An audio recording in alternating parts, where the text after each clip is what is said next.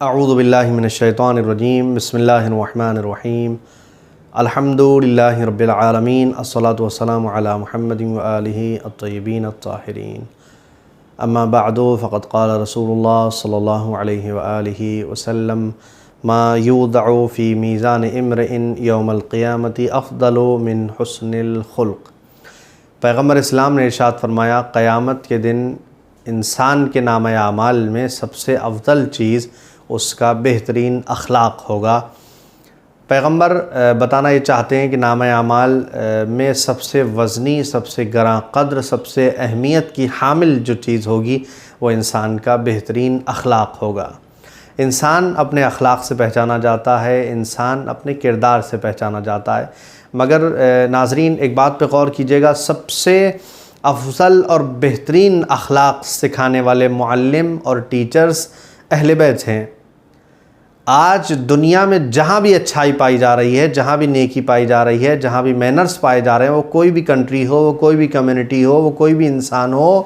جہاں جہاں اچھائی پائی جا رہی ہے بس آپ سمجھ لیجئے کہ وہ اچھائی اہل بیت کے گھرانے سے نکلی ہوئی ہے، اس لیے کہ اچھائیوں کی معدن ہی اہل بیت ہیں۔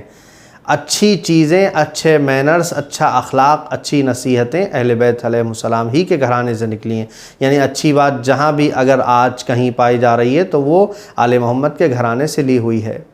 لیکن ایک چھوٹا سا افسوس اگر ہم غور کریں تو ہمیں ہوتا ہے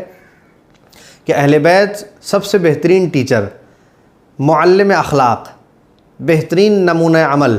اسوہ حسنہ کا خطاب قرآن نے دیا کہ پیغمبر تمہارے لیے اے لوگوں، پیغمبر تمہارے لیے اسوہ حسنہ ہے، بہترین نمونہ عمل ہے، بہترین آئیڈیل بنا کے ہم نے پیغمبر کو بھیجا کہ جس کو معصوم بنا کے بھیجا، عصمت کی مہر لگی ہے، کسی گناہ کا امکان نہیں ہے، مکروہ کام انجام نہیں دے سکتے، جو ہے وہ بہتری ہی بہتری ہے، حق ہی حق ہے، اچھا ہی اچھا ہے۔ اتنے بہترین معلم، اتنے بہترین استاد ہمارے پاس ہمارے مذہب میں ہونے کے باوجود بھی آج ہم اخلاق میں پیچھے کیوں نظر آتے ہیں؟ یا اگر کوئی کمزوری یا کوئی ویکنس ہماری تعلیم کے اندر یا ہمارے اخلاق میں پائی جاتی ہے تو کیوں ہے؟ یہ ایک سوال ہے، غور کرنے کی جگہ ہے، غور کرنے کا مقام ہے۔ اگر آج ہم اپنے مینرز کی وجہ سے کہیں سے لائن سے بھگا دیے جاتے ہیں، اپنی بد اخلاقی، بدسلوکی کی وجہ سے کسی سوشل میڈیا پر بدنام ہوتے ہیں یا کہیں مار کھاتے ہیں، کہیں پیچھے کر دیے جاتے ہیں، تو ہمارے استاد یا ہماری تعلیم میں کوئی کمی نہیں ہے۔ جو تعلیمات ہمارے لیے آسمان سے نازل کی گئی ہیں، جو معلم ہمارے لیے بھیجے گئے ہیں، وہ پاک ہستیاں جو ہمیں ہمارے لیے نمونہ عمل قرار دی گئی ہیں، آئیڈیل بنا کے بھیجی گئی ہیں، ان میں کوئی کمی نہیں ہے، وہ معصوم ہے۔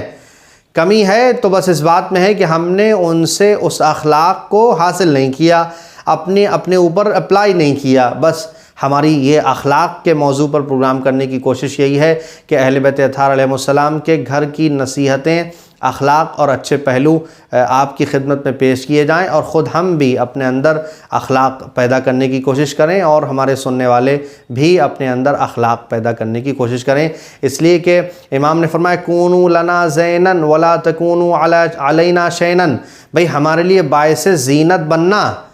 باعث ننگ و آر مت بننا، اس لیے کہ کہیں پر جہاں جہاں یہ کہلائے جاؤ گے کہ اہل بیت کے ماننے والے ہو، آل محمد کے چاہنے والے ہو، تو سر اٹھا کے فخر سے انسان یہ کہے کہ بھئی واقعاً آل محمد ایسے ہی تھے جیسا اخلاق تمہارے اندر پایا جا رہا ہے،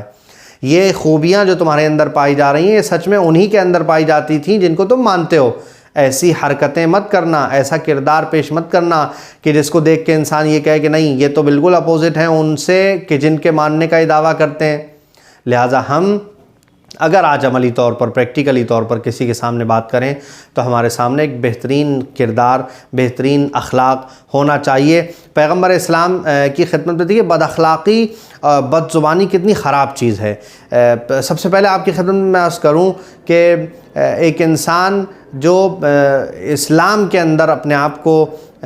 دیکھتا ہے اور یہ سمجھتا ہے کہ میں مسلمان ہوں، میں پیغمبر کا چاہنے والا ہوں، میں یا نبی اللہ کہنے والا ہوں، تو اسے چاہیے کہ وہ سب سے پہلے اپنی زبان کے اوپر کنٹرول کرے۔ اس لیے کہ یہاں دیکھیں حضور نے کیا ارشاد فرمایا، آپ نے ارشاد فرمایا کہ زبان جو ہے وہ انسان کو زیادہ تر خطاؤں کی طرف کھینچ کر لے کے جاتی ہے۔ امام سے روایت ہے، علی ابن الحسین علیہ السلام روایت فرماتے ہیں امام، ان لسان ابن آدم، یہ انسان کی جو زبان ہے، یقول کل صباح، ہر دن زبان ہماری خطاب کرتی ہے کس سے؟ مع الجوارح، ہمارے جتنے بھی پارٹس آف باڈی ہیں ان سے زبان ہماری گفتگو کرتی ہے، اور کہتی ہے کیف اصبحتم، کہتی ہے کہ آپ نے صبح کیسے کی، یعنی زبان ہر روز صبح میں اٹھنے کے بعد ہماری زبان ہمارے باقی اعضاء سے گڈ مارننگ کہتی ہے، اور کہتی ہے کہ بھائی آپ کیسے ہیں، تو یہ اعضاء و جوارح کہتے ہیں، فیقولون، یہ کہتے ہیں بخیر ان ترکتنا، ہم تو ٹھیک ہیں اگر تم ہمیں چھوڑو، یعنی اگر تم ہمیں ٹھیک رکھو تو ہم ٹھیک ہیں، باقی اعضاء و جوارح۔ پھر اس کے بعد جملہ کیا ہے؟ وَيَقُولُونَ إِنَّمَا نُصَابُ وَنُعَاقَبْ بِكَ، کہ بھئی ہمیں تو ثواب ملتا ہے اور عقاب ملتا ہے تمہاری ہی وجہ سے ملتا ہے، یعنی اگر ہاتھ پیر انسان کے جتنے بھی جوارح ہیں وہ اگر کسی تکلیف میں آتے ہیں، ان کے اوپر عذاب ہوتا ہے، عقاب ہوتا ہے، یا انہیں ثواب ملتا ہے، تو وہ زبان ہی کی وجہ سے ہوتا ہے۔ یعنی اس کا مطلب یہ ہے کہ انسان کی جب زبان اس کے قابو میں ہے، وہ کسی کو گالی نہیں دیتا، کسی کو برا نہیں کہتا، کسی کے ساتھ بدتمیزی نہیں کرتا، بدسلوکی نہیں کرتا، زبان سے کسی کو ایذا نہیں پہنچاتا، تکلیف نہیں پہنچاتا، تو اس کا مطلب یہ ہے کہ اس کے باقی اعضاء و جوارح بھی سلامت رہتے ہیں۔ لیکن زبان سے اگر کوئی ایسی حرکت ہوتی ہے تو باقی اعضاء و جوارح بھی تکلیف میں آتے ہیں۔ اس لیے حفظ اللسان جو ہمارے یہاں ہے، زبان کا محفوظ کرنا، وہ انتہائی ضروری ہے، اس لیے کہ روایت میں ملتا ہے لا یزال العبد یکتب محسنا ما دام ساکتا، انسان جب تک خاموش ہوتا ہے تو اس کے نامہ اعمال میں نیکیاں لکھی جاتی رہتی ہیں۔ فَإِذَا تَكَلَّمَ كُتِبَ مُحْسِنًا أَوْ مُسِيئًا، لیکن جب وہ گفتگو کرتا ہے تو کبھی خطاوار لکھا جاتا ہے اور کبھی نیکی کرنے والا لکھا جاتا ہے۔ اس کا مطلب یہ کہ جب وہ گفتگو کرے گا تو دو بات ہوگی، یعنی دو میں سے ایک کوئی چیز ہوگی، یا اچھا کام کرے گا، اچھی گفتگو کرے گا تو محسن لکھا جائے گا کہ بھئی ہاں اس نے نیک گفتگو کی ہے، اگر خطا کرے گا، کسی کی غیبت کرے گا، کسی کو ستائے گا، کسی کو اذیت دے گا، تو ظاہر ہے گناہگار لکھا جائے گا۔ اس سے بہتر ہے جب تک ضروری کلام نہ ہو انسان خاموشی اختیار کرے۔ تو ہمیں ہماری جو کوتاہیاں ہیں، ہمارے جو گناہ ہیں، ان کا سب سے زیادہ جو ہماری زندگی میں سبب بنتی ہے چیز، وہ ہے ہماری زبان کا بے موقع کلام کرنا۔ لہٰذا ہمیں چاہیے ہم اپنی زبان کی حفاظت کریں۔ ایک شخص ہے دنیا سے گزر جاتا ہے، پیغمبر اسلام کی خدمت میں جو ہے کچھ لوگ آتے ہیں کہ یا رسول اللہ فلاں انسان کا انتقال ہو گیا، اب ہم اس کے لیے قبر کھود رہے ہیں۔ روایت ہے یہاں پر میرے سامنے لکھی ہوئی ہے، پیغمبر کی بزم میں کچھ لوگ آتے ہیں اور کہتے ہیں کہ پیغمبر ہم کھودنا چاہتے ہیں اس کی قبر، لیکن قبر کھد نہیں رہی ہے۔ روایت کے الفاظ یہ ہیں کہ امتنعت الارض، زمین نے منع کر دیا ہے کھدنے سے، یعنی بہت سخت زمین کھد رہی ہے، کھد ہی نہیں رہی ہے۔ فقال رسول اللہ صلی اللہ علیہ وآلہ وسلم انہ کان سیء الخلق، آپ نے فرمایا یہ انسان کہ جس کی قبر آپ کھودنے کے لیے لگے ہوئے ہیں، یہ بہت خراب انسان، بہت خراب اخلاق کا مالک تھا، یعنی وہ بدسلوکی کرتا تھا، اس کا اخلاق اچھا نہیں تھا، وہ بد اخلاق تھا، جس وجہ سے اس کے مرنے کے بعد اس کی قبر آسانی سے نہیں کھد رہی ہے۔ یہ بزرگوں کے درمیان مشہور ہے کہ بھئی جو نیک ہوتا ہے، اچھا ہوتا ہے، اس کی قبر بڑے نرمی اور آسانی سے کھد جاتی ہے۔ یوں ہی نہیں ہے، یہ حدیث سے ثابت ہو رہا ہے، پیغمبر اسلام نے فرمایا ہے۔ اس کا مطلب یہ ہے کہ ہمیں اپنی زندگی میں خیال رکھنا ہے اس بات کا کہ ہم کسی کے ساتھ کوئی بدسلوکی یا بد کلامی نہ کرنے پائیں۔ ہاں کبھی ایسا ہوتا ہے، انسان ہے، معصوم نہیں ہے، اگر کسی سے کوئی لغزش، کوئی خطا، کوئی گناہ، کسی کے خلاف کوئی زبان اگر چلی ہے تو اسے چاہیے کہ وہ اس پر غور و فکر کرے اور اس بات کو یاد کرتے ہوئے اس سے معافی تلافی کرے، اس سے عذر خواہی کرے، اس کے سامنے کہے کہ بھئی ہم نے آپ کے خلاف یہ بولا تھا، یا ہم نے آپ کو مثال کے طور پہ کچھ بدزبانی کی تھی، ہم شرمندہ ہیں اور ہم آپ سے معافی چاہتے ہیں۔ اب دیکھیے یہ بھی ایک افسوس کی بات ہے، انسان معافی اگر مانگنے کا سوچتا بھی ہے، کوئی اسے مشورہ دیتا ہے تو اسے ایسا لگتا ہے اس کا ایگو ہرٹ ہو جائے گا، یا اسے مثلا بڑا لو فیل ہونے لگے گا، وہ سوچے گا ارے میں تو بڑا کمزور ہو گیا، میں معافی مانگ رہا ہوں۔ نہیں، معافی مانگنے والا ہمیشہ طاقتور ہوتا ہے۔ ناظرین یاد رکھیے گا، معافی مانگنے سے انسان کمزور نہیں ہوتا ہے، معافی مانگنے سے انسان ہلکا ہوتا ہے، معافی مانگنے سے انسان کی ذمہ داری کم ہوتی ہے۔ ہمیں اپنی زندگی میں عادت بنا لینا چاہیے کہ ہم دوسروں کو بھی معاف کریں، اور دوسروں کے سامنے اگر ہمیں کوئی چیز لگتی ہے، کوئی کوتاہی محسوس ہوتی ہے، تو دوسروں کے سامنے اس کی معافی کریں۔ تو ہمیں چاہیے کہ ہم اپنے آپ کو اس بات کا عادی بنا لیں کہ ہم معافی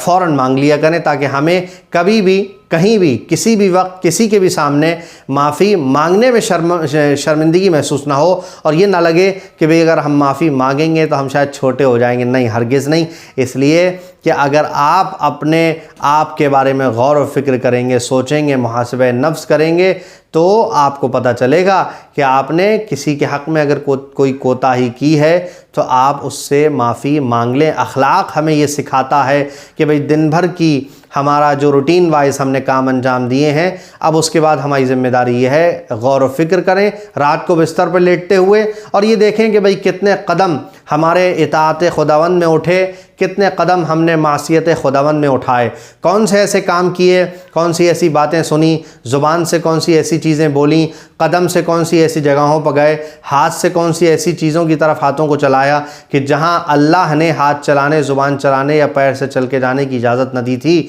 یا کون سے ایسے کام انجام دیے جو اطاعت خداوند میں تھے کہ جس نے انجام دینے کے لیے ان چیزوں کو کہا تھا۔ غور و فکر کریں گے تو ہی آپ کسی نتیجے پہ پہنچیں گے۔ لیکن آپ صبح کو اٹھے، اپنے اسی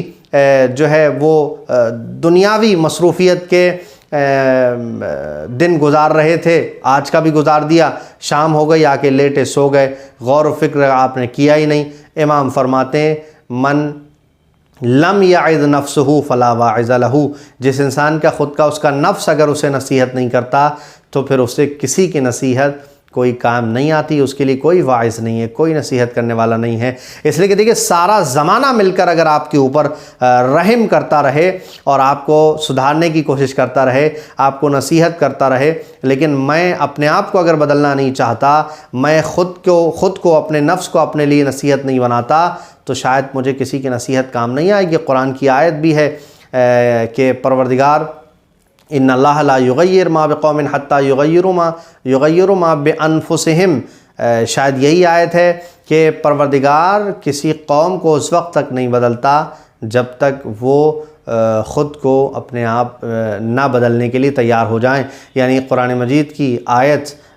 جو میں نے آپ کی خدمت پیش کی، اس کا مطلب یہ ہے کہ جب ہم خود بدلنے کے لیے اپنے آپ کو تیار ہو جائیں اور اس بات کا بیڑا اٹھائیں، ارادہ کریں کہ بھئی اب ہم اپنے آپ کو بدلیں گے، اپنے اندر چینج لائیں گے، اپنے اندر تبدیلی لائیں گے، تب ہمیں جو ہے وہ تبدیلی حاصل ہوتی ہے، بدلاؤ حاصل ہوتا ہے۔ دیکھیے حر کربلا میں آپ نے دیکھا کہاں سے کہاں آ گئے۔ حر کتنا بڑا گنہگار ہے۔ حر وہ ہے کہ جس نے لجام فرس پہ ہاتھ ڈالا، مولا بیٹھے ہوئے ہیں، یہ حر وہ ہے۔ لیکن جب اس نے ایک لمحے کا غور و فکر کیا اپنے بارے میں، اپنا محاسبہ نفس کیا، تو ابھی کچھ لمحے پہلے حر دیکھ رہا تھا کہ میں اپنے آپ کو جہنم کے اندر کھڑا ہوا محسوس کر رہا ہوں۔ محاسبہ نفس ایک ایسی چیز ہے کہ جو اسے جہنم سے نکال کے جنت کے دروازے تک لے آیا۔ اور اب حر جو ہے وہ جو لعنت کا مستحق تھا، آج حر علیہ السلام بن گیا۔ لوگوں کے دلوں میں، لوگوں کے دماغوں میں جناب حر کا احترام پیدا ہو گیا، اور لوگوں کے دلوں کی دھڑکن بن گئے۔ جناب حر امام حسین علیہ السلام کی طرف آئے، اپنی جان کو قربان کیا۔ یہ کیا تھا؟ یہ تھا محاسبہ نفس۔ یعنی انہوں نے کیا کیا؟ انہوں نے اپنے نفس کا حساب کیا، انہوں نے غور و فکر کی۔ اگر آج ہم غور و فکر نہیں کرتے ہیں، نہیں سوچتے ہیں، دھیان نہیں دیتے ہیں، کسی کی بات کو نہیں سنتے ہیں، کوئی مولانا کا کوئی بھی لیکچر مل جائے، کسی بھی اچھے جو ہے وہ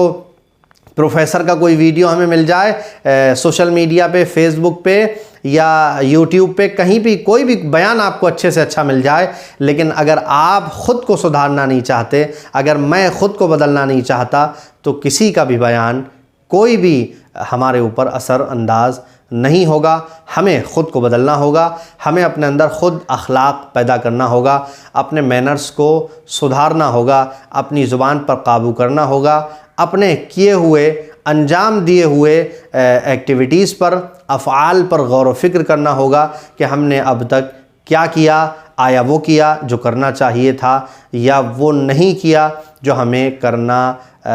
چاہیے تھا، کہ ہمیں خداوند کا حکم تھا کہ یہ کریں لیکن ہم نے نہیں کیا یا اس کے اپوزٹ کیا، تو ہم غور و فکر کریں گے تو جب آنکھ کھلے تبھی سویرا ہے، شاید ہم اپنے آپ کو متوجہ کرنے کے بعد بدل سکیں۔ آئیے ہم پھر دعا کرتے ہیں، پروردگار محمد و آل محمد کے صدقے ہمیں اپنے آپ کو بدلنے